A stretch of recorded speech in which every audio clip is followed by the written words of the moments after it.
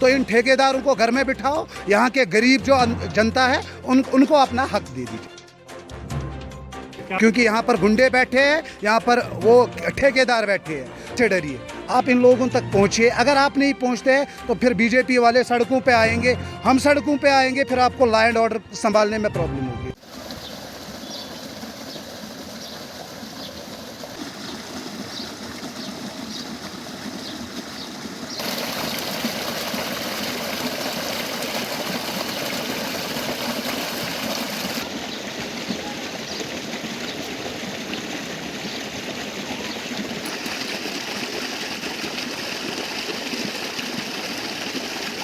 हमारा दौरा था यहाँ पे, हमारी पार्टी का 15 दिन का एक दिवस था, उसी के बारे में आज हमने यहाँ दौरा किया। लेकिन जो अब हमने यहाँ की हालत देखी है, करीबन हम 30 मकानों के अंदर गए हैं।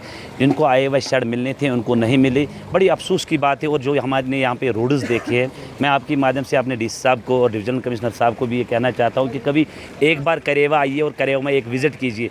मुझे लगता है कि जहाँ तक मेरा सवाल था, आज से पहले जब मैं बोलता था, सुनता था कि करेवा में बड़े काम हुए, लेकिन जो मैंने आज यहाँ की हालत देखी है, मुझे भी खुद रोना आया। आप एक लोगों का एक जबाड़ा देखता, और जिस तरह यहाँ के लोगों ने मुझे वेलकम किया है, मैं उम्र भर याद रखूँगा इन लोगों ने मुझे जो वेलकम किया है। और मैं आपको गारंटी देता हूँ, बीजेपी यूनिट की तरफ से जितना भी हमसे हो सकेगा उतना हम इस गांव के लिए करेंगे। और ये गांव हमारा है, हम इस गांव को इंशाअल्लाह रहमान आज के बाद पूरा देख रेख इस गांव की देखेंगे।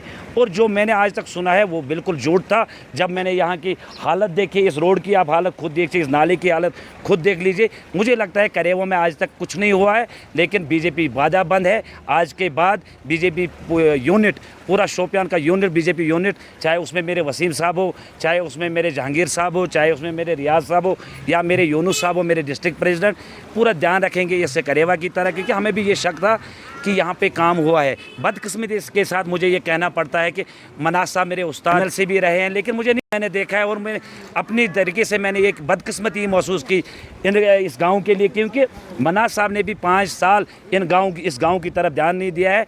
तो नहीं तो ये हालत इस गांव की नहीं होती। आज आप हर गांव में रोड देखोगे, और मैं गारंटी देता हूं अगर 119 किलोमीटर रोड मैकडम मिशन इस साल शोपियान को मिली, मैं कम से कम 30 किलोमीटर की कोशिश आज करेवा मानलू के लिए करूंगा। आज हम यहाँ डिस्ट्रिक्ट डेवलपमेंट कमेटी जो शोपियान की है, उनके जो वाइस चेयरमैन हैं मनहाज साहब, आज उनके एरिया में हम गए थे। हमारे कार्यकर्ताओं ने कोई प्रोग्राम रखा था, तो हमारा 15 दिन का जो कार्यक्रम है, तो इसी सिलसिले में हम गए थे ताकि हम ये जान लें कि जो भी गवर्नमेंट ऑफ इंडिया की जानिब से स्कीम्स आई है, क्या वो लोगों तक पहुँची है कि नहीं। लेकिन एक चीज़ हमें यहाँ पर देखने को मिला कि गुंडा राज जो नेशनल कॉन्फ्रेंस कांग्रेस और पीडीपी में हुआ करता था, इस गांव में आज भी वही गुंडा राज है। यानी कि मनहा साहब को जो मन आता है, जिस बंदे को आए वही शर्ट देना है उसको देना है, जिसको नहीं देना है उसको नहीं देना, उसको दुनिया की कोई ताकत नहीं देगी। तो ये एरिया पूरा डिस्टर्ब्ड है। इस एरिया में कोई डेवलपमेंट नहीं हुई है, इस एरिया में कोई स्कीम अभी तक नहीं मिली है। ये बड़ी शर्म की बात है। इस इलाके में 2 घंटे या 3 घंटे पावर होता है। इस इलाके में ये IAY बिलो पॉवर्टी लेवल के लोग हैं, इनको 4-4, 500 रुपये का फ़ीस है। तो बड़ी शर्म की बात है। डिस्ट्रिक्ट एडमिनिस्ट्रेशन से आपके माध्यम से रिक्वेस्ट करते हैं कि वाइस चेयरमैन को साइड में छोड़ के आपका काम बनता है कि आप जाइए, आप देखिए कि स्कीम्स ग्राउंड पे इम्प्लीमेंट होती है या नहीं।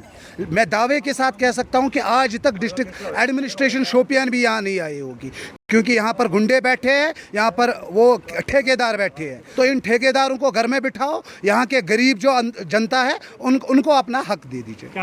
यहाँ की जनता रो रही थी, आप नहीं देख पाओगे। IAY शर्ट्स उन लोगों को मिले जिनके 2-2 फ्लोर्स मकान बने हैं। वो लोग रो रहे हैं जो डिजर्व करते थे। लोग रो रहे हैं, मतलब लोग कह रहे हैं कि इस गुंडा राज, अगर मोदी जी ने कहा है कि मैं गुंडा राज हटा दूंगा, हमारे गांव से भी गुंडा राज हटा क्यों नहीं।